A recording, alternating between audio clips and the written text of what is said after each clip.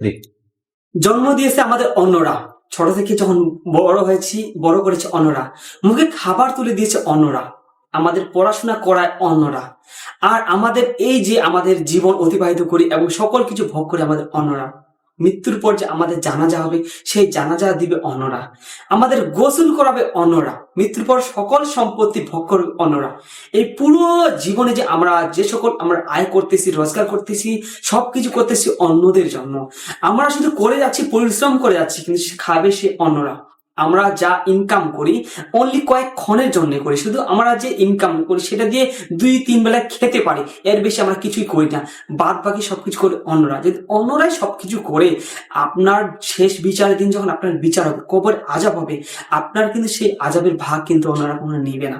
সব সম্মানিত দিনী ভাই বোনেরা, আপনার এটা মাথা দিয়ে একটু চিন্তা ভাবনা করুন যে আমি এত কিছু কার জন্য করতেছি, কার জন্য করতেছি, কিন্তু সব তো অন্যরাই পাচ্ছে, তাহলে কাদের জন্য করতেছি? তো অবশ্যই আমরা আমাদের নিজের জন্য কিছু করার চেষ্টা করব। নিজের জন্য শুধু থাকবে নামাজ, নেক আমল এবং আল্লাহ তাআলার সকল আদেশ। আসসালামু আলাইকুম।